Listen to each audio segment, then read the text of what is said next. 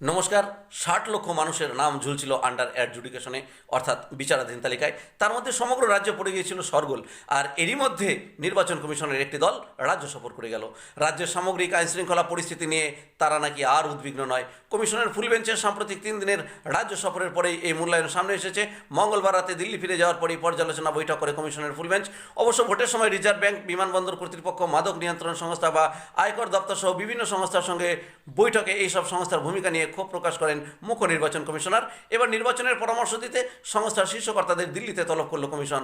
গত 1 বছর বেআইনি কাজ রুখতে তারা কী ভূমিকা পালন করেছেন তার সবিস্তার রিপোর্টও চাইল তারা।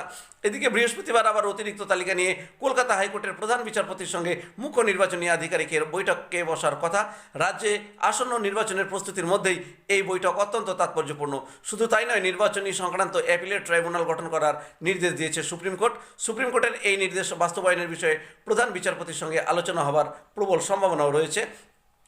সর্বোচ্চ আদালতের নির্দেশ অনুযায়ী নির্বাচনী প্রক্রিয়ার সঙ্গে যুক্ত অভিযোগ যা দ্রুত নিষ্পত্তির জন্য এই ট্রাইব্যুনাল গঠন করা অত্যন্ত জরুরি বলে মনে করছে তারা। এই নির্দেশ কার্যকর করার পথ খুঁজতেই প্রধান বিচারপতির সঙ্গে এখন বৈঠক কমিশনের। সেই সঙ্গে ভোটার তালিকায় সাপ্লিমেন্টারি তালিকা প্রকাশ নিয়ে আলোচনা হতে পারে বলে জানা গেছে। তবে বঙ্গ সফরের সময় রাজ্যে কর্মরত বিভিন্ন দপ্তর ও সংস্থার কাজকর্ম নিয়ে প্রশ্ন তুলেছেন দেশের মুখ্য নির্বাচন কমিশনার জ্ঞানেশ কুমার। এই প্রেক্ষাপটেই আরও সক্রিয় হচ্ছে নির্বাচন কমিশন। জানা গিয়েছে বৃহস্পতিবার সকাল 10:30 থেকে 12:30 পর্যন্ত এবং শুক্রবার বিকেল 4:30 থেকে 6:30 পর্যন্ত দুটি আলাদা সময়ে ভার্চুয়াল বৈঠক হবে। এই বৈঠকে রাজ্যের মোট 25টি প্রয়োগকারী প্রতিনিধিদের উপস্থিত থাকার কথা রয়েছে। যে 60 লক্ষ মানুষের নাম আন্ডার অ্যাডজুডিকেশনে অর্থাৎ বিচারাধীন তালিকায় ঝুলছিল, তাদের মধ্যে 10 লক্ষের নিষ্পত্তি হয়ে গেছে বলেই কমিশন জানিয়েছে। বাকি যে 50 লক্ষ মানুষের নাম এখনও পর্যন্ত আন্ডার অ্যাডজুডিকেশনে রয়েছে, তাদের বিচারের কাজ খুব দ্রুত এগিয়ে চলেছে।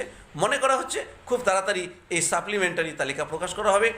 সকলে আমার চ্যানেলটি সাবস্ক্রাইব করে সঙ্গে থাকবেন, যাতে এই ধরনের নতুন নতুন ভিডিও নিয়ে আপনাদের সামনে হাজির হতে পারি। ধন্যবাদ।